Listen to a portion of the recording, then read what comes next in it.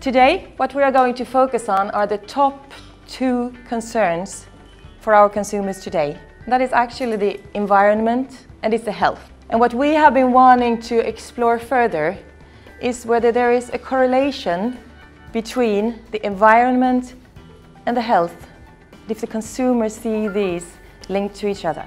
I can say that historically, health and environmental issues have been seen as and also communicated as 2 totally different focus areas. But I can already now reveal that yes, the consumers see an increasingly trend that these ones are merging together. And that's actually what we're going to focus on today. But let me start by introducing myself. My name is Annika Behm Gullstrand. I'm the Global Marketing Services Director for Tetra Pak. And today, I'm proud to be able to present to you the annual report that we have performed together with Ipsos that focuses on the consumer attitudes when it comes to environment and health, and also the opportunities that this actually poses to food and beverage brands and retailers. But I would like to start with this quite inspiring paradox, I think. What it says is that we need to save ourselves before we save the planet, but if we don't save the planet, we will actually die. So, quite an important challenge ahead of us, I think, to be healthier and to save the planet. What is happening to the world? I think this is a clear sign of a changing world that we live in. And the consumers, where we have been doing some deep dives, they actually go back and say the same. Like you can see here, back then we knew the rainy season was between September and December, but now it's unpredictable. And we also have to use air conditioning at home. A lot of thoughts around the climate. There is also one consumer saying, 2 of my children have health issues, some rare allergies and some autism. And I think the way our food is manufactured now and the way that animals are fed and raised creates great toxic burden and also decreases nutrition. So also, as you mentioned actually, there are some new diseases coming up, but also that the food is less nutritious than before. And the third example, which has here below, is some of the things that I thought were recyclable are no longer being picked up. Like the bag the newspaper comes in. I just feel awful throwing a plastic bag in the garbage, but I don't know what else to do. On top of this, we see these consumers to say there is no awareness of the importance of recycling here in Saudi Arabia. They need to promote it more. Another consumer says, ads that show brands promoting sustainable packaging encourages me to think of the topic. So here, there is a need for more information, a need for more education.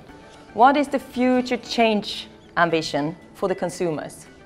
And also to say, what are their main reasons to change? And here we see 3 different clusters of potential change. One will change for the environment and for the future. Another cluster changes for their own health, physical or mental. And the third one have financial and social changes as the ambition. And let us then look at what is it we want to change and why. Let's start in the top right-hand corner here. Here, the consumers want to change for the environment and for the future. And what we clearly see, what we want to change is we want to recycle more, reduce the food waste, and buy and use more sustainable products. And why we want to do that? A lot for the future generation, for a better world, to have less negative impact on the environment, and also to improve animal welfare. If we go to this side here, where we're talking about change for physical and mental health, we see we want to exercise more, eat more healthy, eat more plant-based food, and also eat more organic food. And why do we want that? Well, to feel better physically, to feel better mentally, but also, in general, just to feel better about myself. And in the bottom corner, the cluster that has financial and social changes as the ambition. Here, we want to eat more locally sourced food. And the reason for that is, of course, to support the local businesses and also to change the economy in the country. But if we zoom in on the deep focus areas today, which is health and environment, we see that there is one area which correlates very well together, and it's actually up here. We want to buy more environmentally sound food and beverage products. This is what is shared in between the health and the environmental concerns.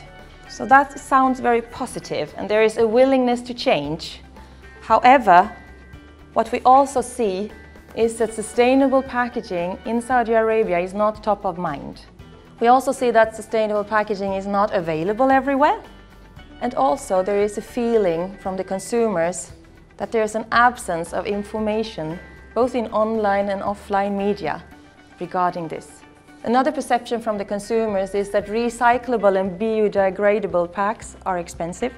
And the final one is also that they feel that there's not so many alternatives out in the market. So what they think of when they buy products is they think product, then brand, and then it is the pack that they have, that they can get.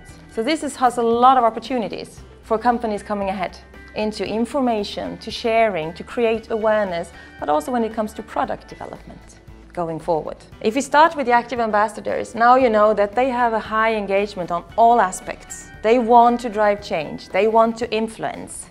So if we can give them facts, news, expertise, they will drive the message for us. They will be our influencers. If we look at the Planet Friends, they're very eager to make changes when it comes to the environment.